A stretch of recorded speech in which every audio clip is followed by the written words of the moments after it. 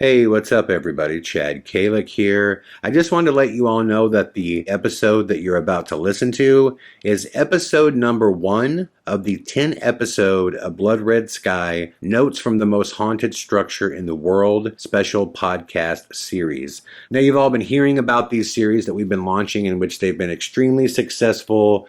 Our subscriber list is growing every day to these series, and they directly support the In a Crowded Room podcast, so I don't have to care about YouTube demonetizing me, and I don't have to censor what I'm going to say. I can just present to you the In a Crowded Room podcast as it was meant to be. Having said that, many of you have asked me, what are these special podcast series like? Essentially, I walk you through the entire experience of whatever the subject is. This is episode 1 to the Blood Red Sky special podcast series, which I just wanted to release this first episode so you can get a sample as to what it's like.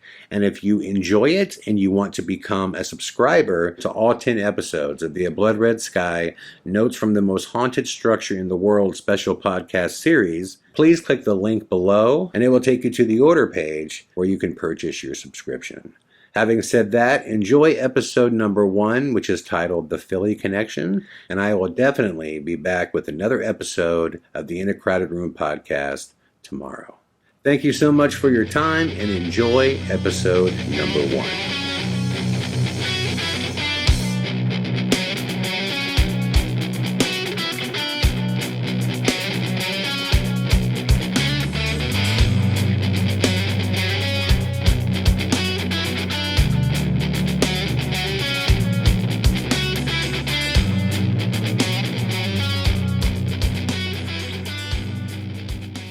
The story of A Blood Red Sky dates all the way back to when I was 18 years old.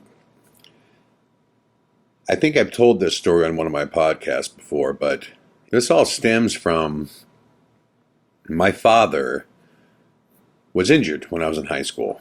If you're listening to the AGH podcast, you know that he's been burnt severely.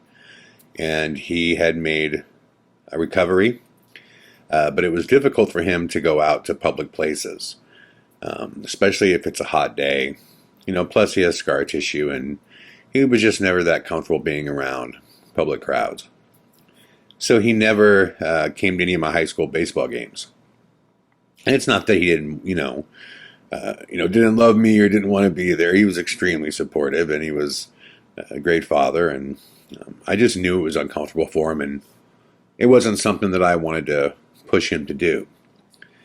But he did come to my last final high school baseball game, my last home game, actually. And he had not seen me play a game since I was, young, 9 years old, before he got injured.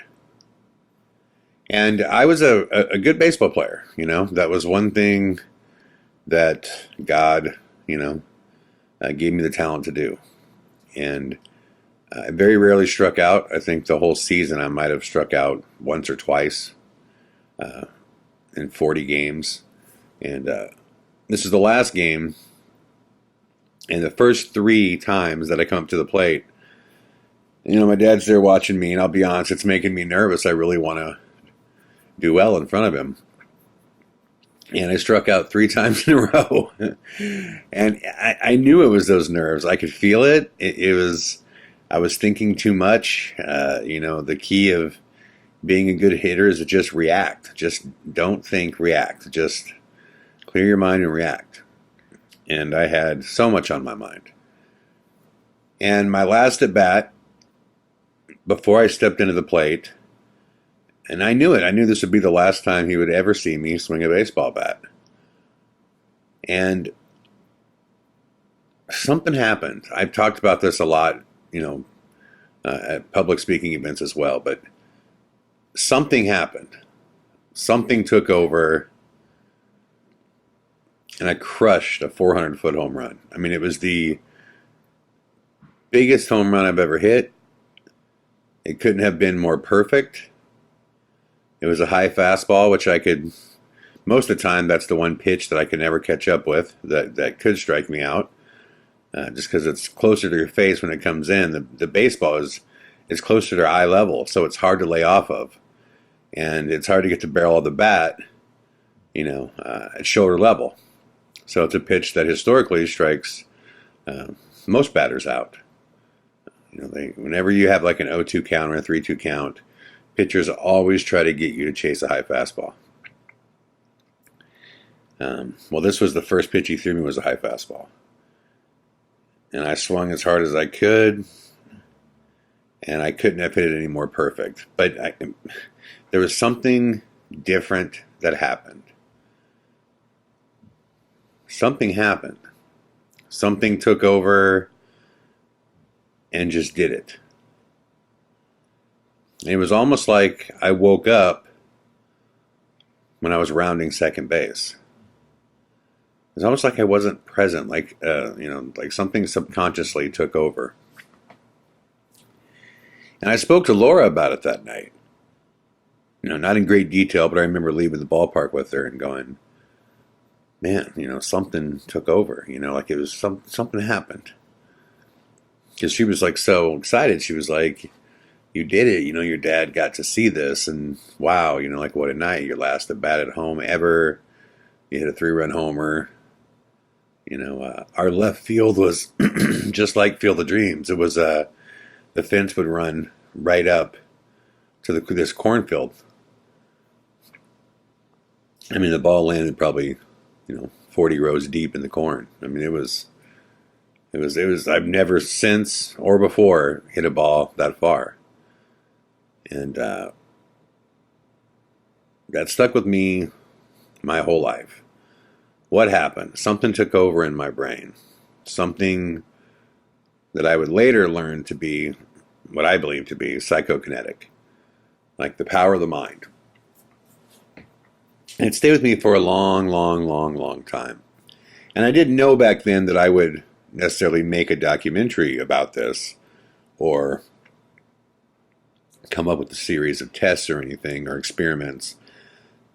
But I knew that one day I wanted to put that to the test. I wanted to find some way to put the power of the mind to the test.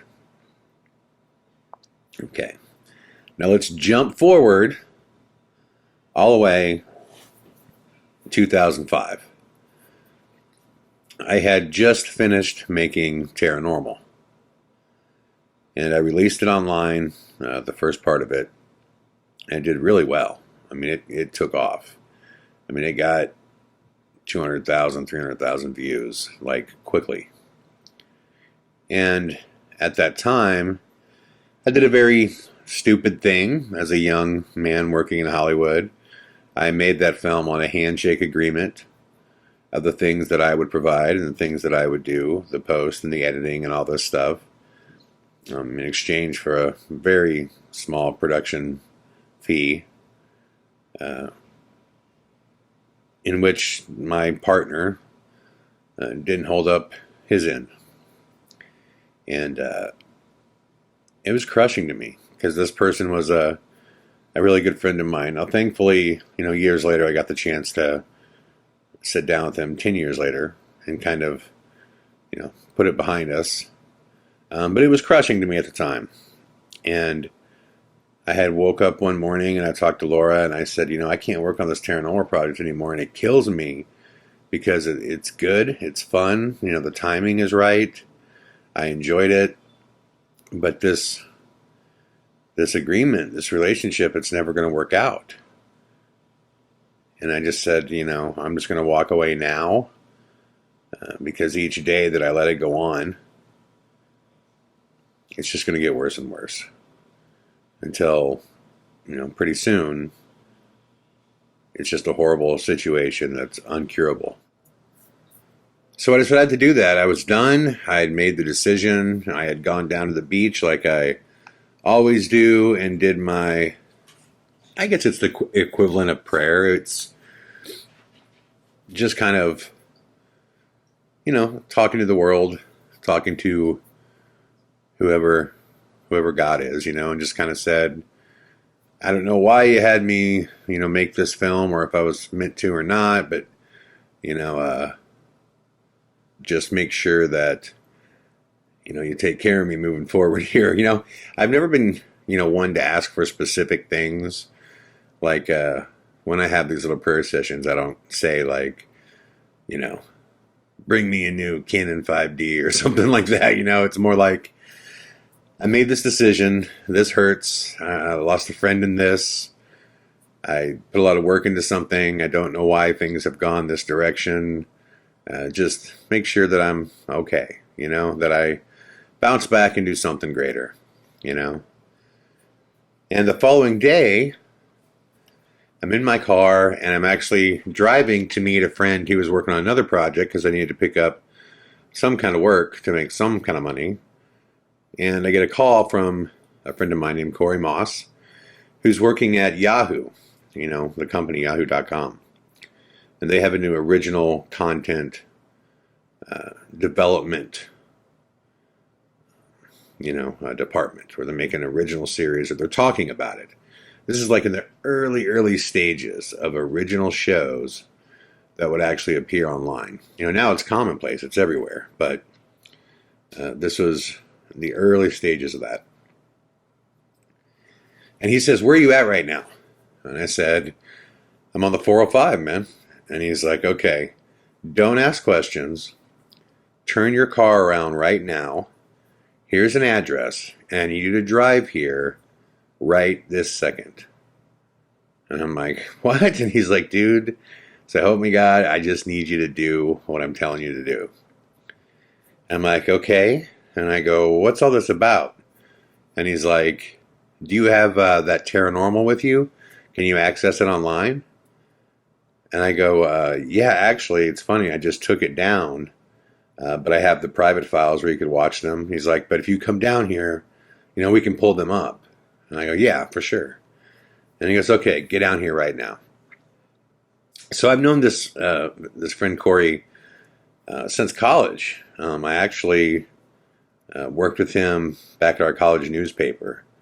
We were both ambitious young writers who were going to change the world with our pen, and we just remained friends. And for some reason, his path in life,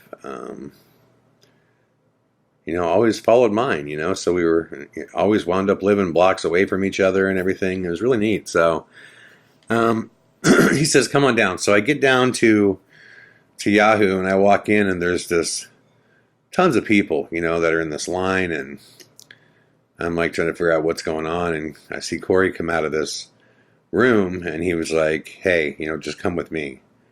And I'm like, okay, what is this about? And he goes, I can't tell you right now, but just come with me. And I'm like, okay.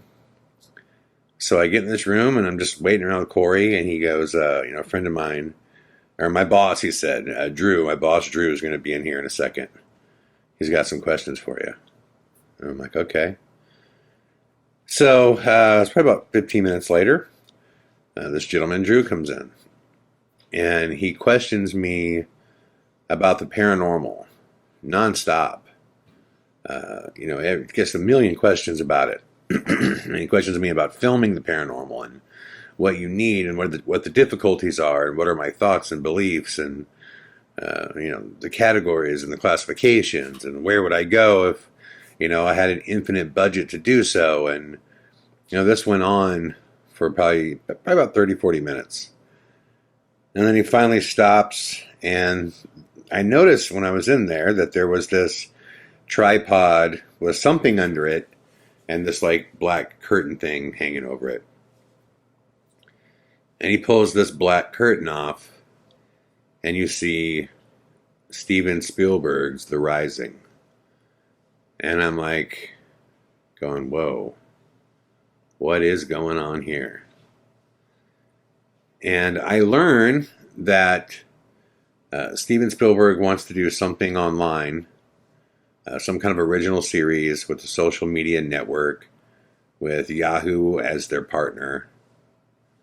And they're looking for a director. They're looking for somebody to make this original series. And I'm like, wow. This could be huge. Holy cow. I mean, just yesterday, literally 24 hours earlier, I had quit Paranormal. So, yeah, I signed this non-disclosure agreement that was like a book thick that, by now has certainly expired. And I leave and I tell Corey, geez, man, I can't even thank you enough. That's incredible, man. So I go home and I didn't even tell Laura about it the first night because I'm like, what are the chances? What are the chances? Slow down, Chad, slow down. You have no idea if this is going to work. You have no idea if they even liked you. You haven't even gotten a phone call about it yet. So why even bring it up to Laura? Why get her excited?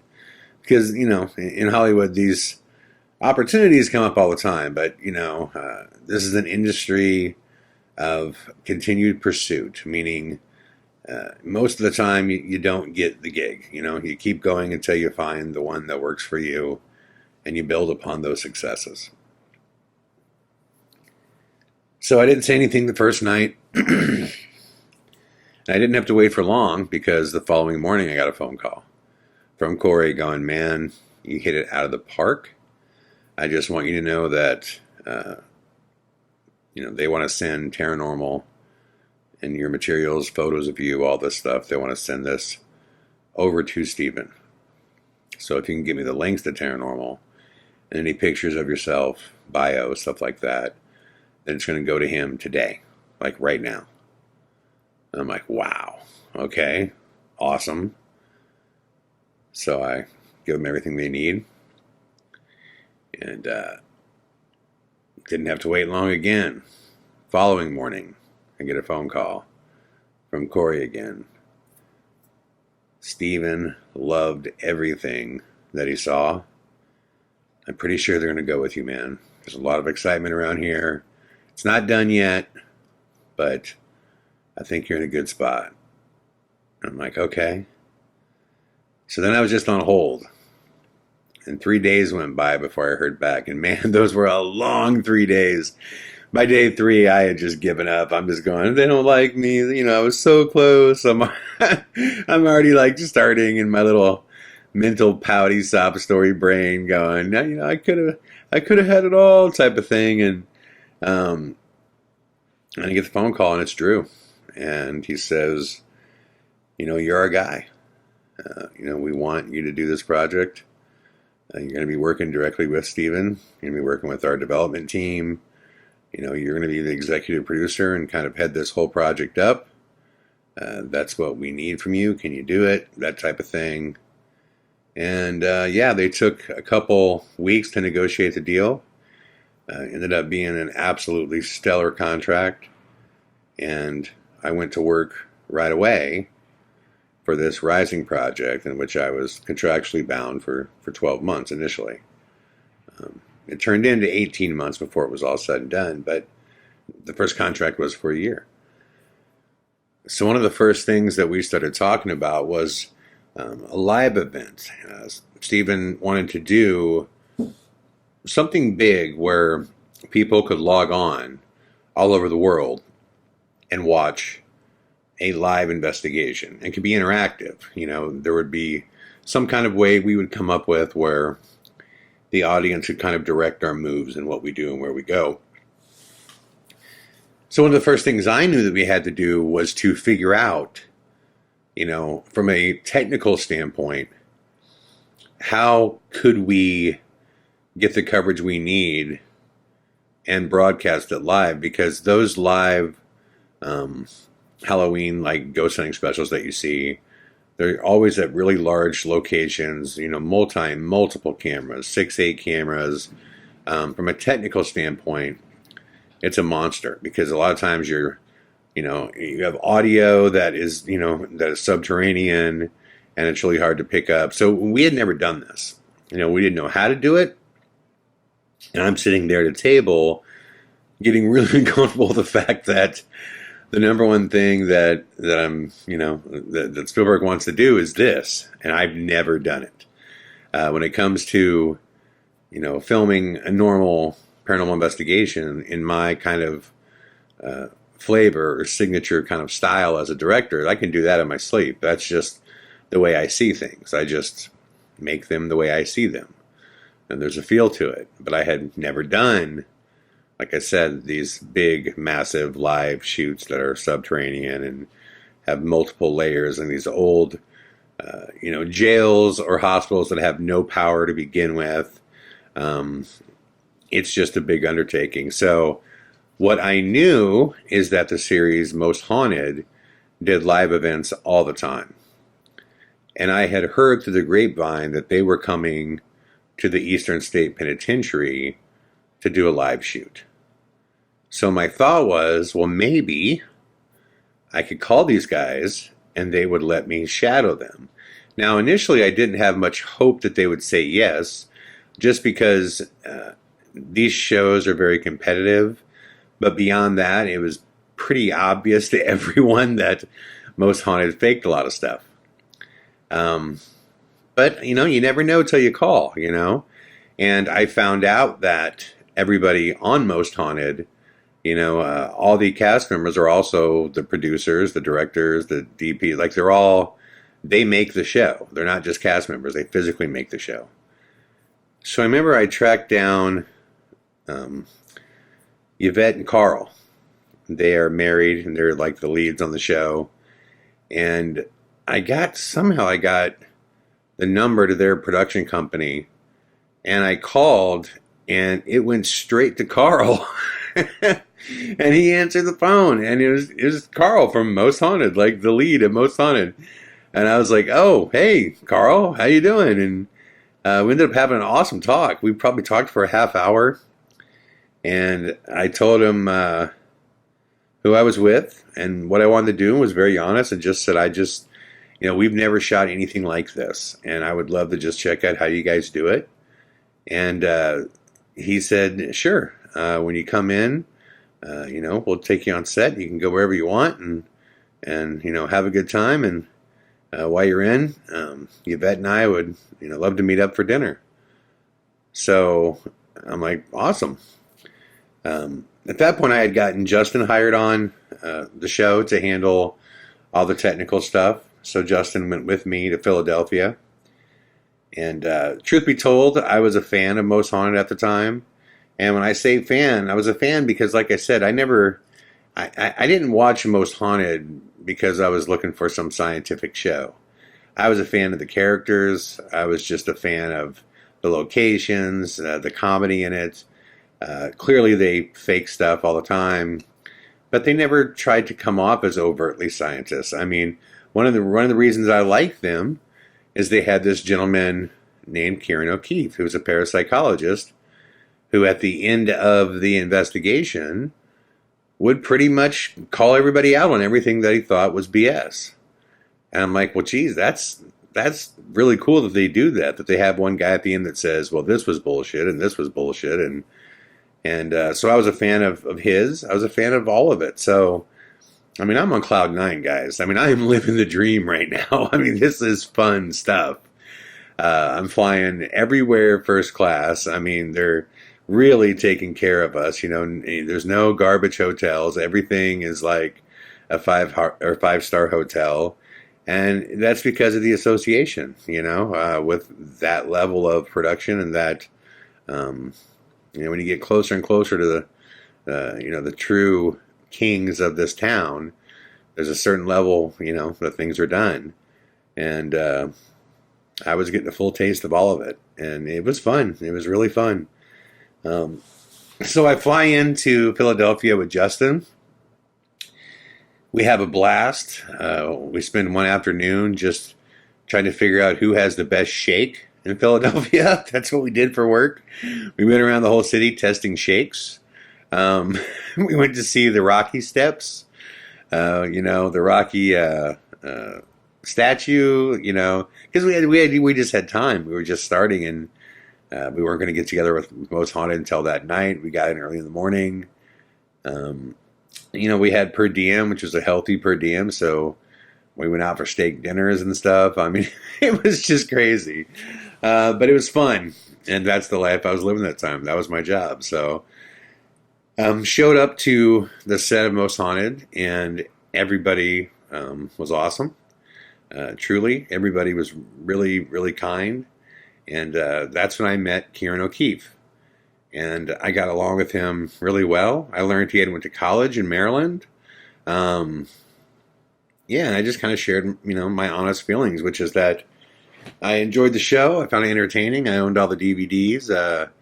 It was just a lot of fun. And we really got to see how they did everything from a technical standpoint. Like we thought, it was a monster of a technical program. It was just a huge setup. It was going to be challenging, especially the way we wanted to do it and the limitations at that time for online streaming. I really, I don't know, to be honest, when I think back about it now, back in 2005, I don't think technology was up to the level where we would have been able to be successful. Not the way Steven was envisioning. I mean, not that way. But, we were going to give it everything we had. We were definitely going to try. But yeah, that's where I made this friendship with Ciaran O'Keefe.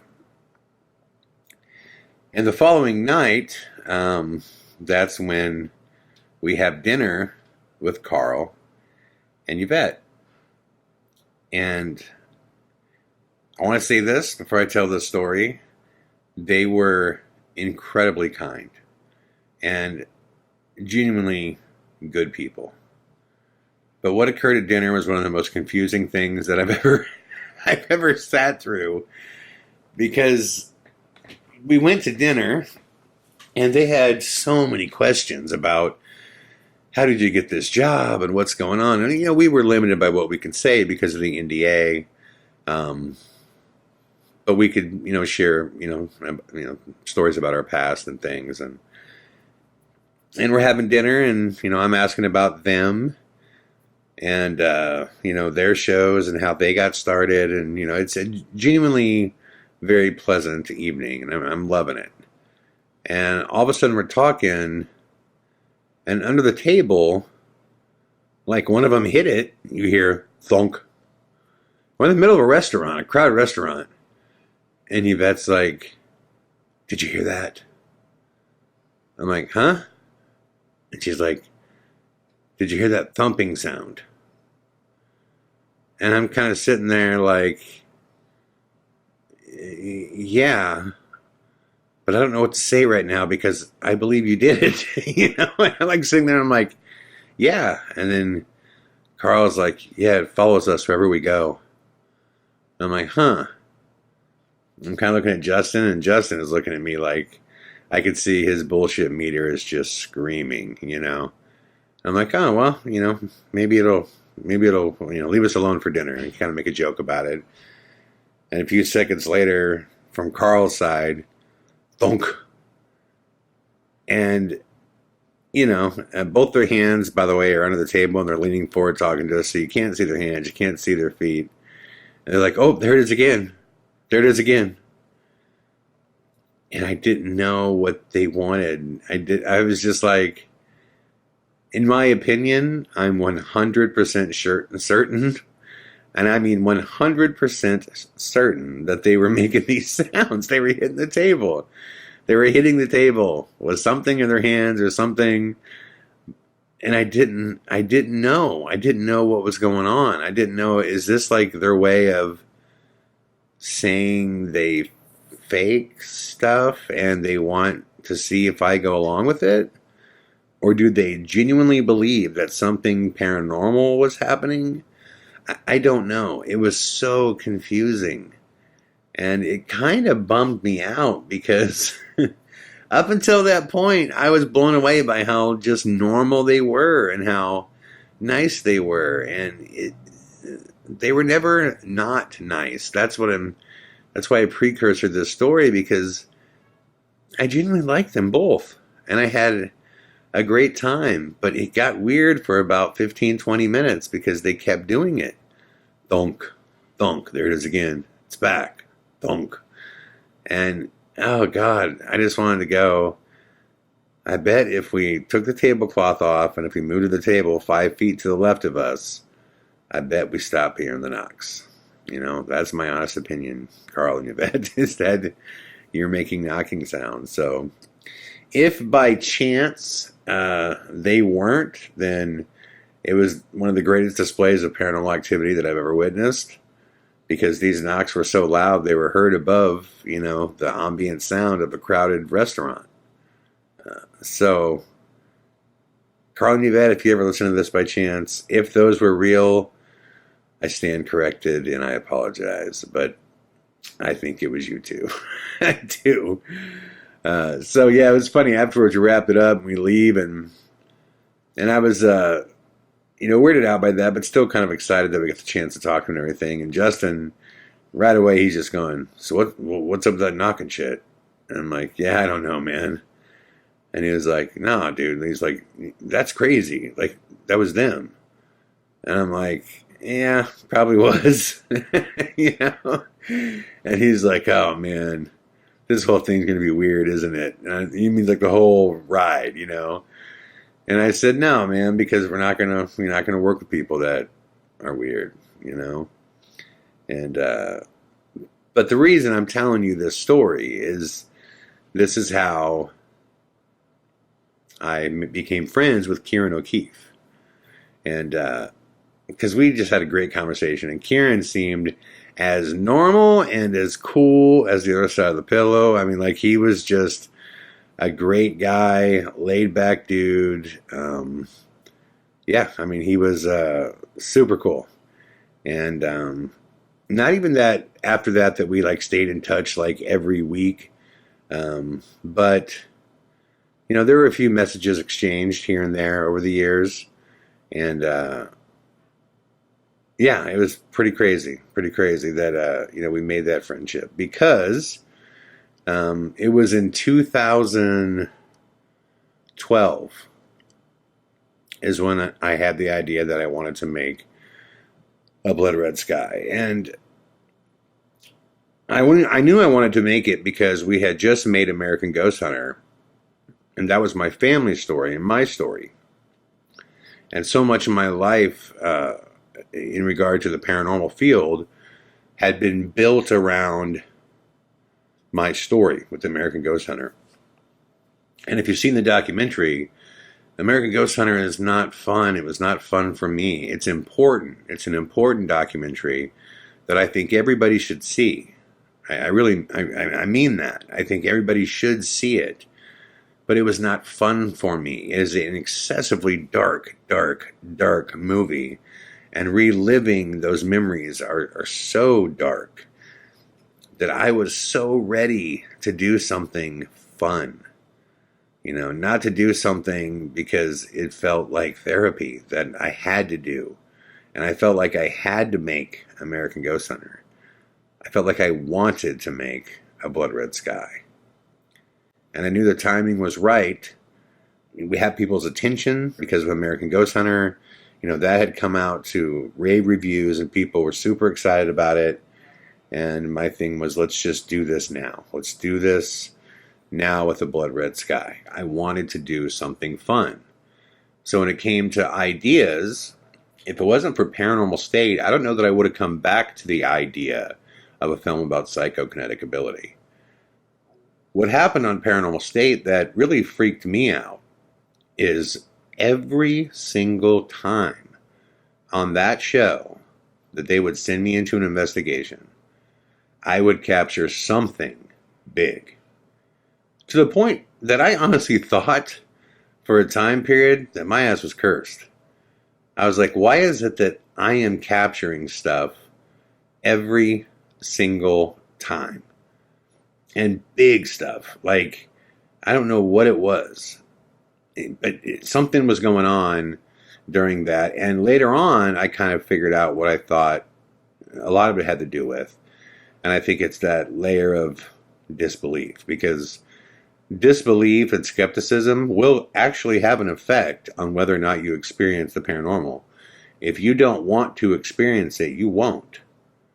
If you're certain it's not real, you won't experience it. But if you open yourself to it, then you will. And I just have no veil of disbelief. The same as I know there is oxygen in the air, I know there is something going on in this world that we call ghosts, some kind of interaction with energy that occurs in places throughout the world.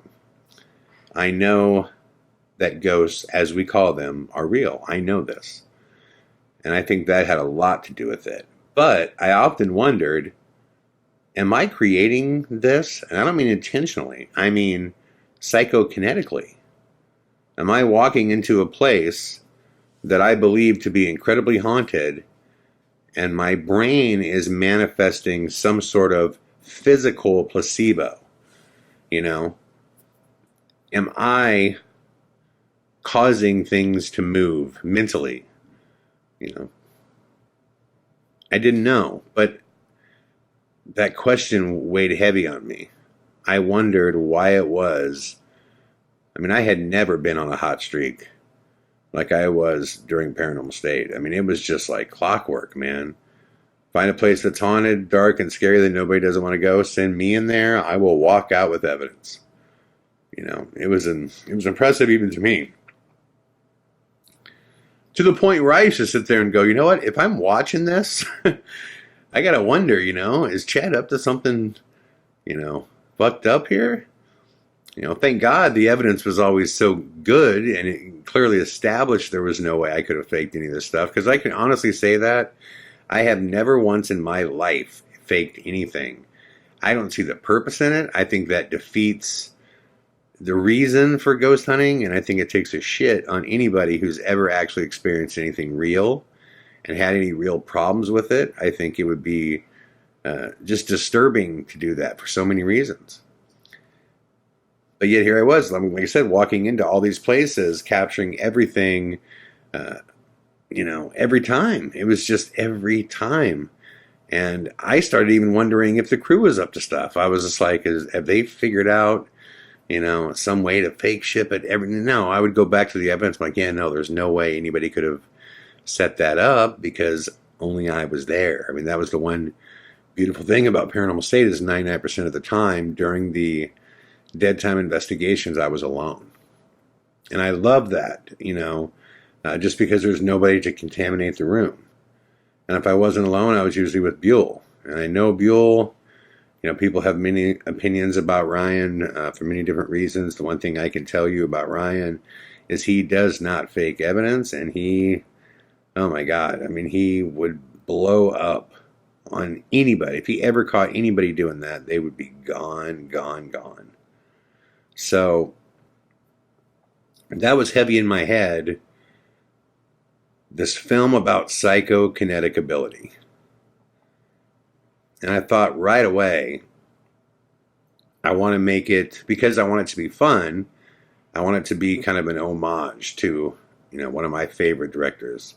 And at the time, I was getting heavily into Kubrick. And, you know, I had watched The Clockwork Orange a dozen times and just freaking loved it, man. Just loved everything about it. And I really wanted to make a film, a documentary that had that type of vibe. Just a vibe. Not, you know, those are dramatically different movie, A Clockwork Orange is, than obviously A Blood Red Sky, but that type of feeling and that vibe. And I knew right away that in order to do an experimental film on psychokinetic ability, I wanted to really focus on the fear factor. Because fear is what creates fight or flight.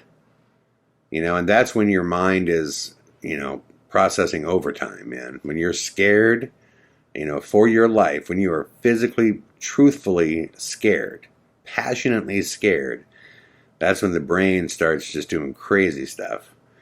And I knew that I wanted to get my team out of the States. I wanted to get them away from the U.S. and put them in a strange world where everything was new to them and they had that genuine feeling of being a fish out of water. So I started looking all over the globe as to, well, where would I go? Where would I go? You know? And I wanted to do somewhere that was spooky, but also cinematic, that had a rich paranormal history. And the first place that I was certain that we would wind up filming at was Venice, Italy. And I got a chance to go out there and scout it first. And I had never, at that time, I had never been overseas as far as the European side. I mean, I had been to Mexico, I had been to Canada, I'd been to South America, I'd been up into Alaska, I'd been everywhere on this hemisphere, but I had never been over there. And I remember landing in Italy, and then you go to this port, and then you take this long, like, geez, it must be an hour-long ride to San Marcos Piazza, the big square where they drop everybody off. And it really was like being in a different world. If you've ever been to Venice, Italy, I mean, it is a different world. And my God, do they love their gelato. There are these big glass windows with what looks like, through the window, it looks like just like an ocean wave made out of tar. And you're like, what is that? And you go inside and it's this thick-ass gelato. They just sell everywhere. Gelato, which is this, basically it's ice cream. It's this different kind of form of ice cream. It's like Italian ice cream. But it's fucking everywhere. But the place was as beautiful as anything I had ever seen. You could literally close your eyes and spin around in a circle and just start snapping off pictures. And I don't care what the photo was. I'm not even shitting you. I mean, it was a postcard. It's totally what happens when a bunch of artists build a city without anything practical in mind. And what I mean without anything practical in mind is if you've ever seen the gondolas and the singing gondola drivers and the guys that, you get on the gondola boats and they take you around singing in the morning and you go through all the channels and stuff. They have their main channels that they ride through and they take you on. But there's a lot of them that you get between these buildings. It's like, God damn, it stinks back here. Like, why does it stink so bad?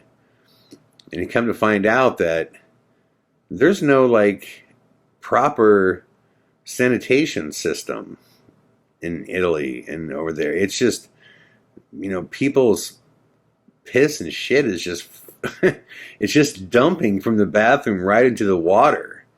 The same canals that they're driving these gondolas on. And I was just like, oh, God, it was terrible, that aspect of it.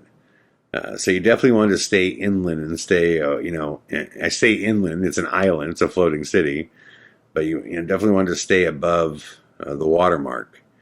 Because when you do, you're just in this puzzle of beauty that is just incredible. There's these long, really tall, narrow walking corridors where the buildings are so close to each other, you can barely fit through it. Like, you can walk from one walkway to the other through the buildings that are next to each other, but it's like literally 2 feet. I mean, they just built this stuff so incredibly compact. And I started talking to different people when I was there about the haunted locations that were there, and there were tons of them. Everybody had something that they thought was haunted.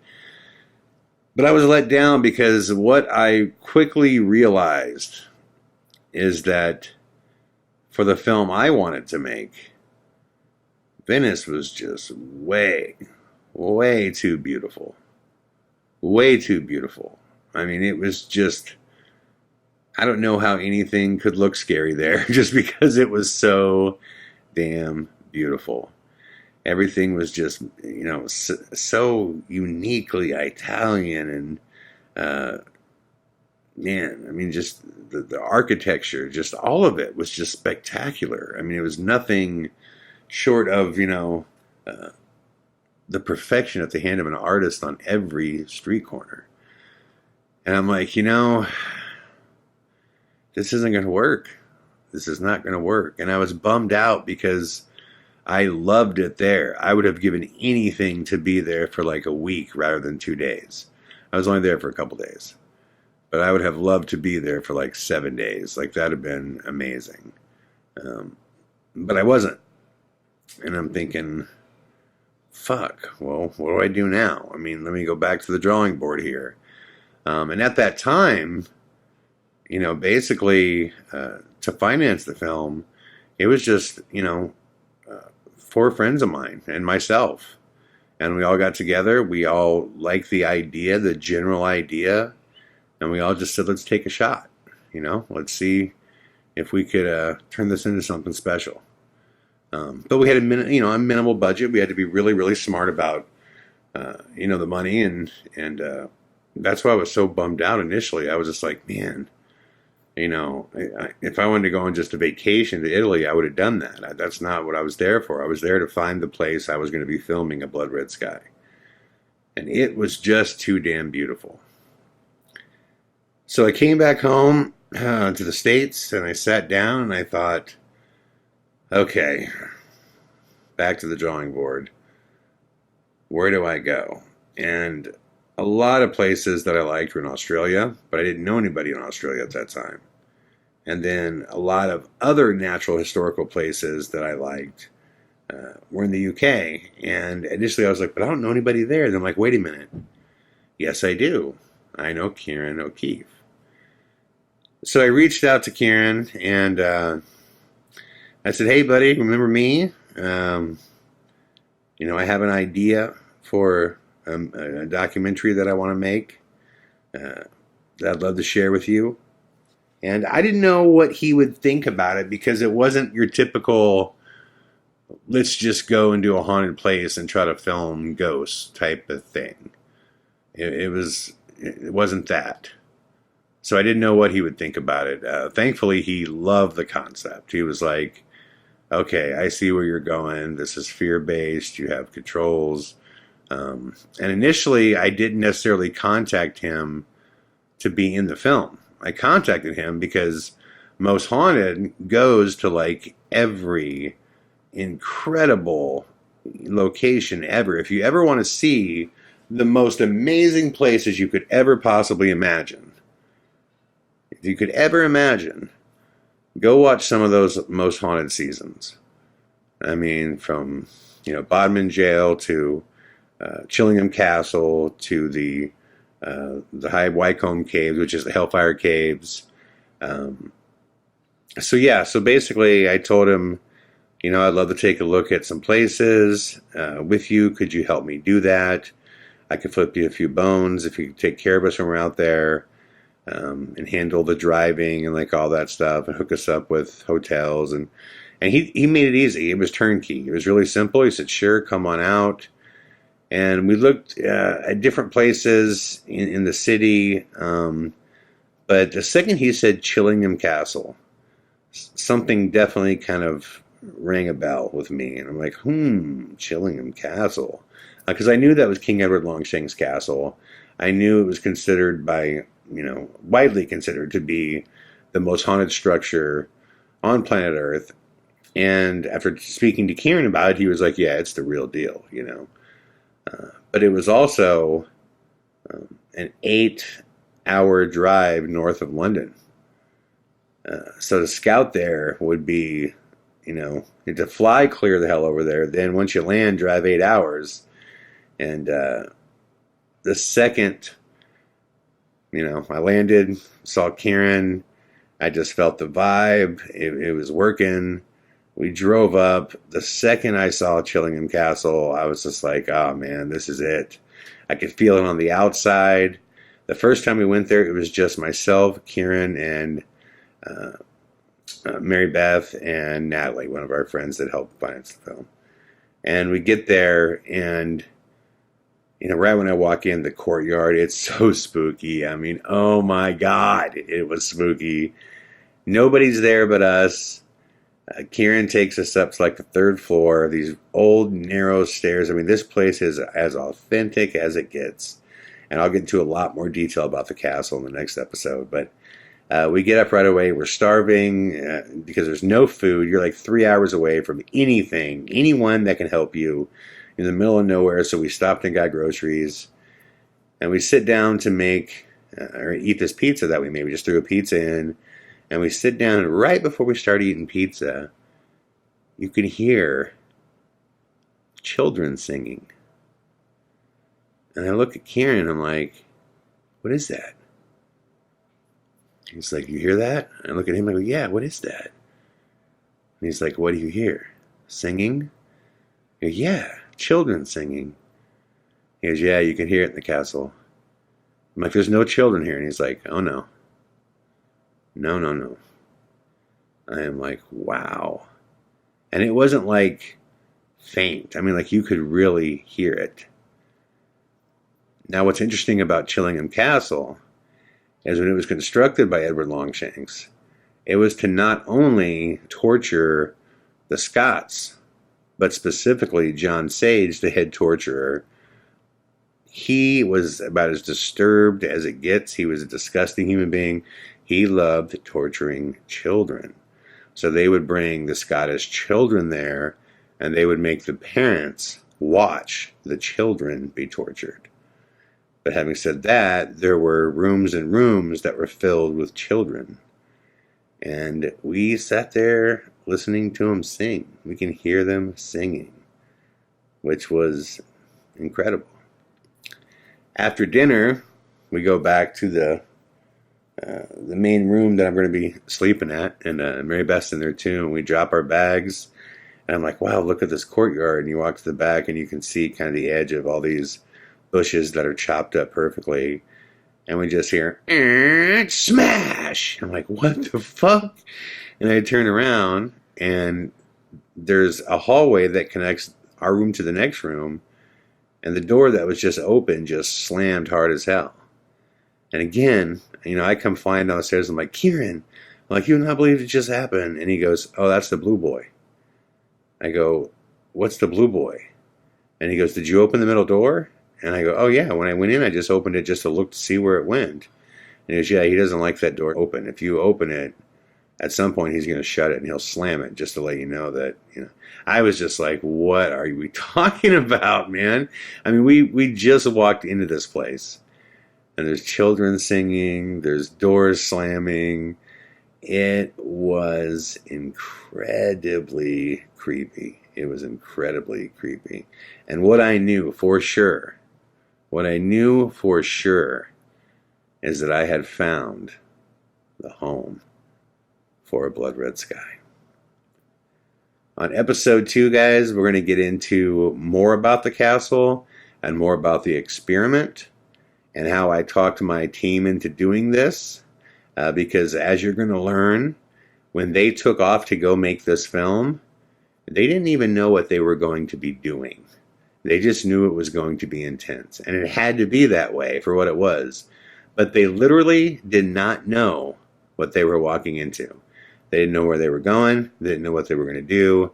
They didn't know what my plans were. So get ready. The next episode will be much longer as well, too. Like I said, I just wanted to give you the base and just kind of set up with this episode how this whole thing began and how it got started.